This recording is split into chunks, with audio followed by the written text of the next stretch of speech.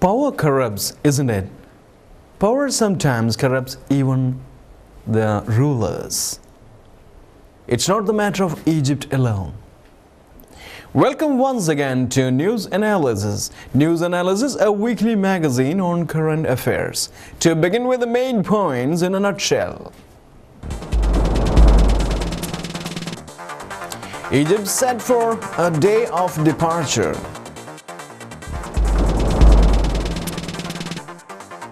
Myanmar ex-Prime Minister Thein Sein named new president.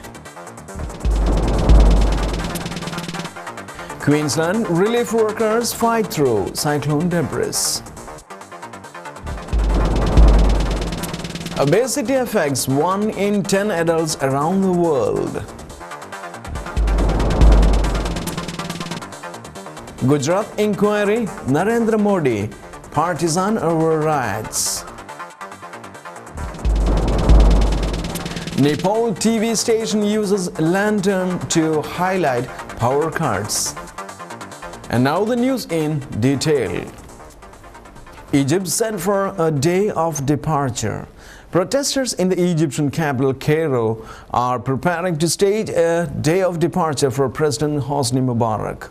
Organizers are calling for tens of thousands of people to gather in Tahrir Square after days of unrest have led to hundreds of casualties. Mr. Mubarak is under increasing pressure to resign, with the US now calling for an immediate transition of power. He says such a move would leave Egypt in chaos, but has admitted he is fed up with being in power. In his first interview since anti-government protests began, he told ABC News he would like to resign immediately. But he repeated his long-held assertion that the country's Islamist opposition, the Muslim Brotherhood, would fill the power vacuum left by his absence. The protest organizers are demanding that he leave immediately and have said they plan to march on the presidential palace on Friday. They have been angered further by the emergence in recent days of pro-Mubarak gangs, many suspected to be plainclothes police, who have attacked anti-government protesters. The protesters have called for tens of thousands of people to gather in the capital after Friday prayers to put the last nail in the regime's coffin. Correspondents say there is no far greater military presence in Tahrir Square. Myanmar ex-Prime Minister Thein Sein named new president. Burma's parliament has named former general and outgoing Prime Minister Thein Sein as the country's first civilian president after nearly 50 years of military rule. Thein Sein is an ally of top General Than Shwe. His vice presidents will be Tin Aung Myint Oo and Sang Ma Kwan. All three are members of the military-backed USDP party, which won a large majority in November's polls. The election, Burma's first in 20 years, was widely condemned as a sham. Thein Sein, a career soldier who first joined the military government in 1997, will now appoint ministers to serve in his new administration. Critics say they expect most senior positions to go to other retired or still serving military officers. Than Shwe, the general who has ruled Burma since 1992, did not run for the president, and it remains unclear what role he will play in the future. Analysts say 77-year-old is unlikely to relinquish all power and is expected either to remain as head of the powerful military or take a significant behind-the-scenes political position. Queensland relief workers fight through cyclone debris. Australians have begun counting the cost of the worst storm in a century and have found 1 man dead amid huge swathes of destruction. Emergency teams are cutting through fallen trees, wrecked housing and fallen power lines to reach towns badly hit on Wednesday by Cyclone Yazi.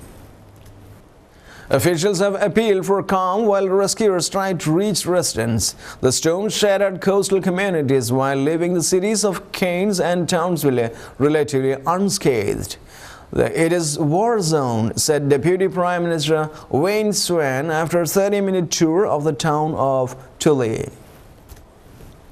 The one known fatality so far was apparently by suffocation caused by the fumes of the generator. The deceased was running in an enclosed space.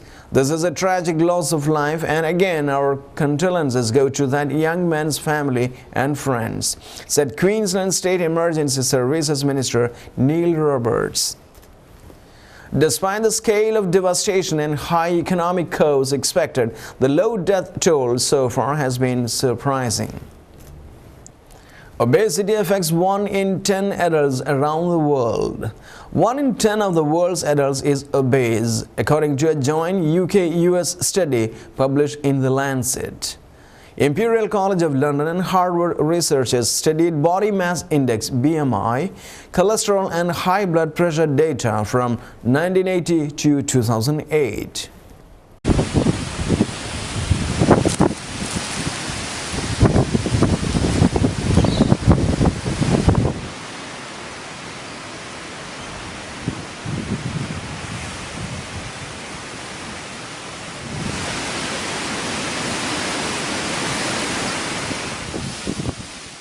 High blood pressure and cholesterol fell in many developed countries, while obesity generally rose worldwide.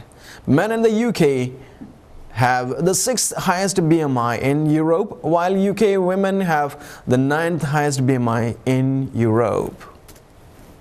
Obesity, cholesterol and high blood pressure are all risk factors for heart diseases. In 2008, 9.8% of men and 13.8% of women in the world were obese. They had a BMI above 30 kg per m².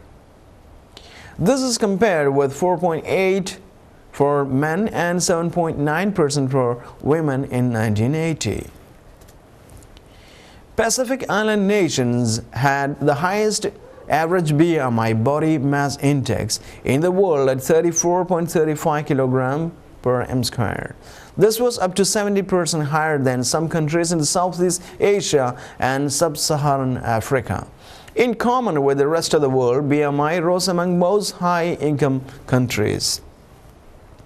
Among those countries, BMI rose the most in the USA in 1980 and 2008, followed by New Zealand and Australia for women and the UK and Australia for men. However, while obesity rates in many countries across the world increased, many higher-income countries succeeded in reducing both high blood pressure and cholesterol. Large reductions in high blood pressure were seen, for example, in women in Australia and men in North America. Overall percentage of people in the world with high blood pressure fell slightly. However, for UK adults, blood pressure fell by less than most other European high-income countries. Blood pressure levels were highest in the Baltic and East and West African countries. Systolic blood pressure levels reached 135 mmHg, millimeter hydrogram, for women and 138 mmHg for men in those areas. Gujarat inquiry, Narendra Modi partisan over riots.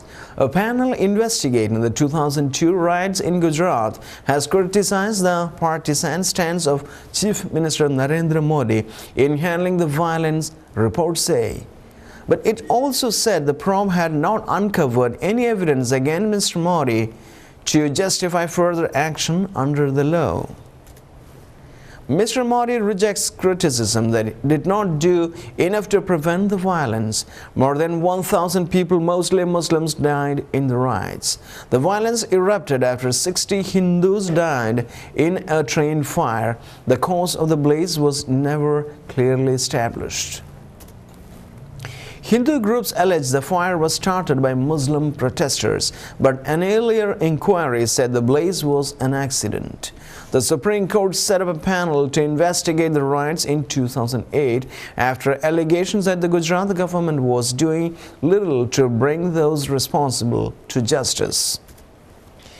In spite of the fact that ghastly and violent attacks had taken place on Muslims, the reaction of the government was not the type that would have been expected by anyone They quote the report as saying, Mr. Modi implied justification of the killings of innocent members of the minority community, read together with an absence of a strong condemnation of the violence, suggest a partisan stance at a critical juncture.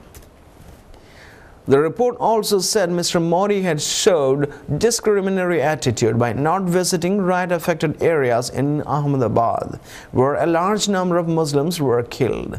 The panel is reported to have investigated 32 allegations related to acts of omission and commission by the state government and its functionaries, including the Chief Minister. Small request.